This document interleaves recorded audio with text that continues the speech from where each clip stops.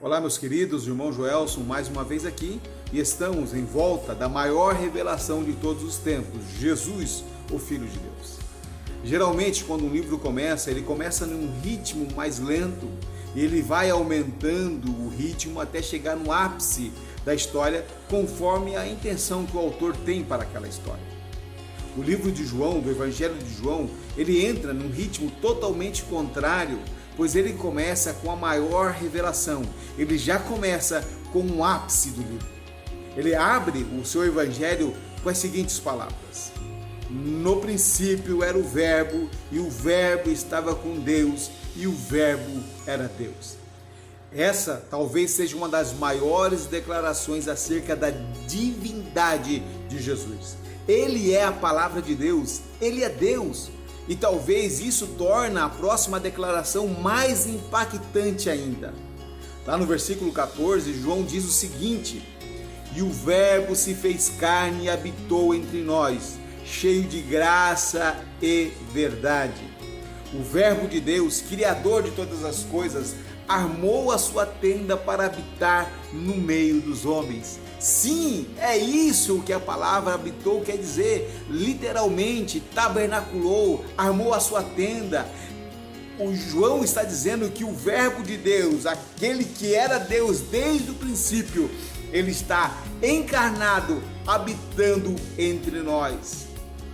Jesus é a verdade, ele detém a plenitude da verdade. Mas Jesus vir habitar conosco e compartilhar dessa verdade comigo e com você, isso é graça. Por isso, ele é cheio de graça e verdade. Jesus, o Verbo de Deus que se encarnou e habitou entre nós. No princípio, o apóstolo João liga a introdução do seu evangelho ao evento da criação, utilizando os mesmos termos. No princípio, criou Deus os céus e a terra. O no princípio de João está intimamente ligado ao no princípio de Gênesis. Aqui nós vemos o movimento da revelação de Deus. A palavra aparece criando o mundo e vai revelando a vontade de Deus ao longo da história da salvação. A palavra de Deus vem revelar a vontade de Deus para os seus profetas. A palavra do Senhor veio a Isaías. A palavra de Deus veio para curar. Enviou-lhes a sua palavra e os sarou.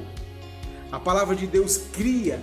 A palavra de Deus revela e traz redenção para o seu povo. É Deus, através da sua palavra, se revelando para o homem. Mas ainda não era a revelação total. E continuando a usar a referência do tabernáculo, a tenda em que Deus escolheu para habitar no meio do seu povo, no tabernáculo, bem lá no fundo, separado pelo véu, existia o lugar santíssimo, e dentro do lugar santíssimo estava a Arca da Aliança. Dentro da Arca da Aliança existia algo muito precioso, que eram as tábuas da lei, a revelação de Deus escrita pelo próprio dedo de Deus. Nós vemos a palavra de Deus que estava no meio do povo de Deus, mas com várias barreiras. O véu que separava, o véu pesado que separava o lugar santíssimo de Deus, e a própria Arca da Aliança que estava protegendo, que estava guardando a palavra de Deus. Percebem o movimento da revelação de Deus? Primeiramente, a palavra Deus cria todas as coisas pelo poder da sua palavra.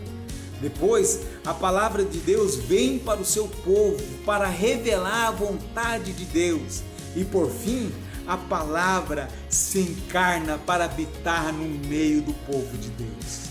O Verbo de Deus, então, é o que revela e traz todo o conhecimento que precisamos do Pai, a intimidade e a clareza que precisamos de Deus. Ele é o resplendor da glória e a expressão exata do seu ser.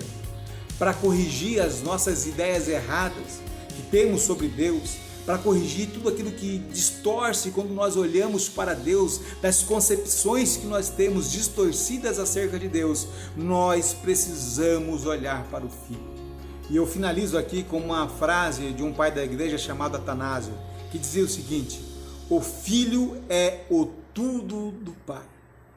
E eu te convido para que nós venhamos a nos deleitar em Deus, olhando para o seu Filho.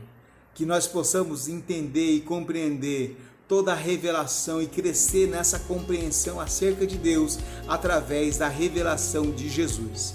Que Deus possa nos abençoar em Cristo Jesus, nosso Senhor.